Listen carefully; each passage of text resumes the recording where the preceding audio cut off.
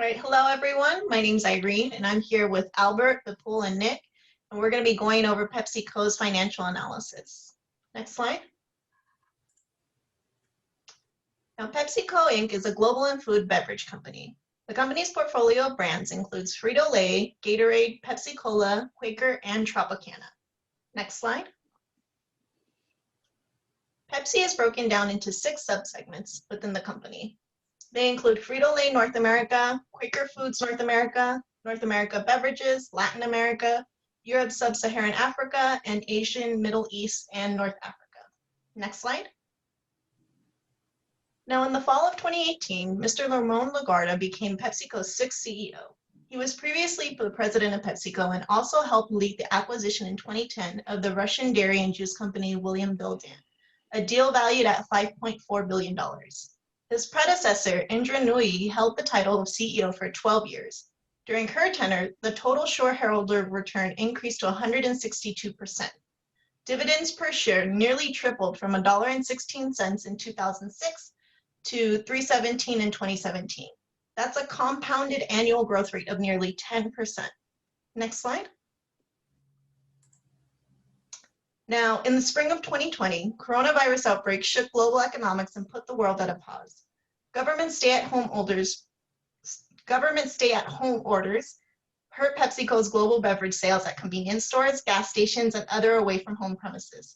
At the same time, consumer interest in immunity boosting brought booming sales in the juice market for Tropicana and Naked Juice smoothies. Also, unlike PepsiCo's biggest competitor, Coca-Cola, Pepsi's snack industry saw a surge in sales, with Frito-Lay rising 6% and Quaker Oats surged to 23% in the second quarter. This was all thanks to consumers eating more breakfasts and dinners at home.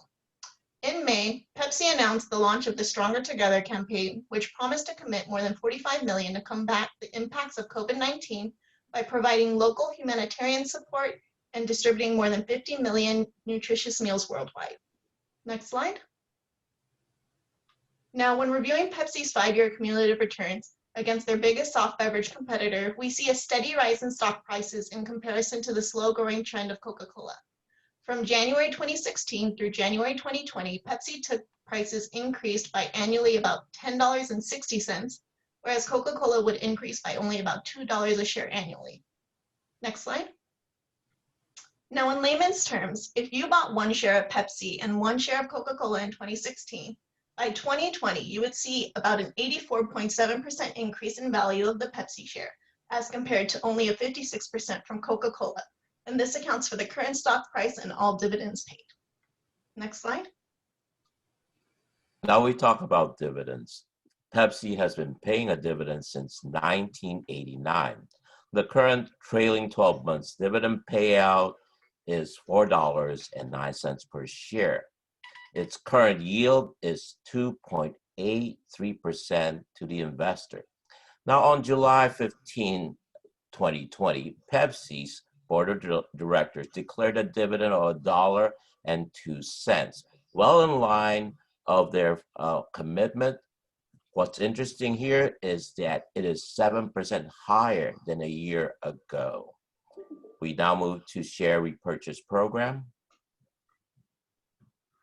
Now, on April 28, the company pulled its fiscal 2020 outlook due to uncertainties associated with the COVID pandemic.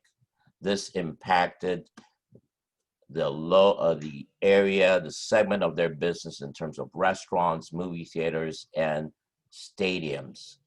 Now, despite the uncertainty, the company still is expecting to repurchase $2 billion in shares. Now, this is in the backdrop of many companies discontinuing or suspending their buyback shares and even slashing their dividends to preserve cash.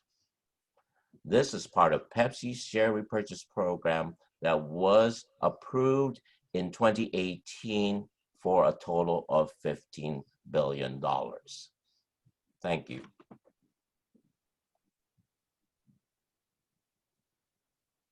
All right, I'm going to go over our DuPont analysis between Coke and Pepsi. So quick highlights here that we see from this is that Pepsi dominates in efficiency with its assets. It also performs better overall with a return on equity year over year since 2015. For profitability is where we see some concerns in comparison to Coke. If we look, they only outperformed Coke in 2017. And this is because their leverage was at its highest point as well. They're very efficient with their assets, so they should be a high levered company. They purchase assets, they borrow money to purchase assets, and then their assets increase their profitability. So if we go to the next slide, we'll see that from 2019 to 2020, Q1 to Q3, we see that Pepsi is in fact increasing their leverage. So this should increase their bottom line overall. Next slide.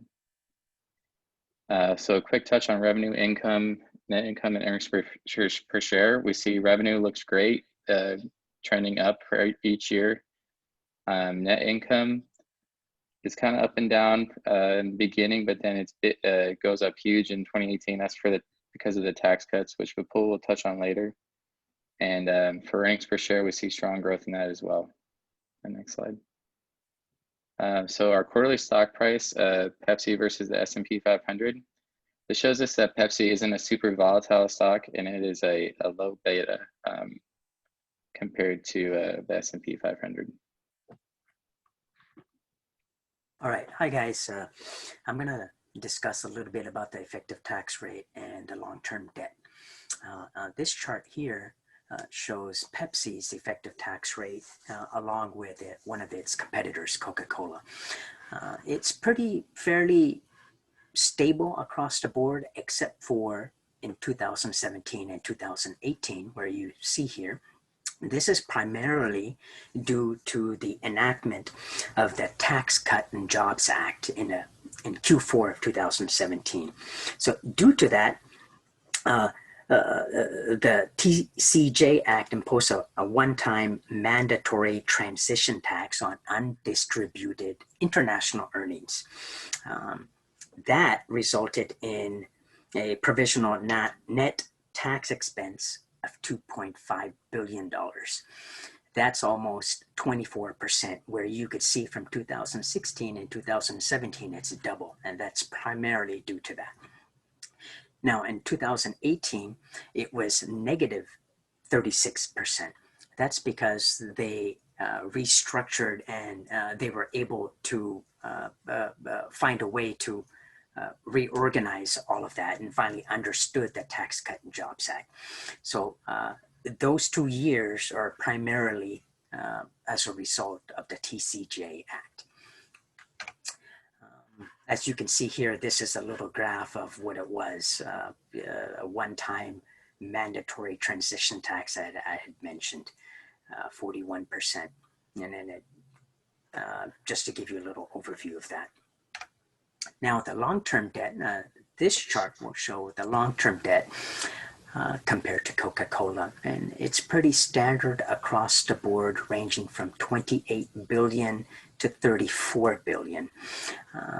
Coca-Cola, it's pretty standard across the board also. Given that Pepsi is a much larger organization than Coca-Cola, it seems that they're managing their debt fairly well, and they're in a strong financial position. Over the past few years, Pepsi has been acquiring different companies to adapt to the changing consumer trend. So they've, just to give you an example, they've purchased Bang Energy drink to compete with Red Bull and Monster. They're trying to get into the veggie snack food business. They've purchased SodaStream and Rockstar Energy as well.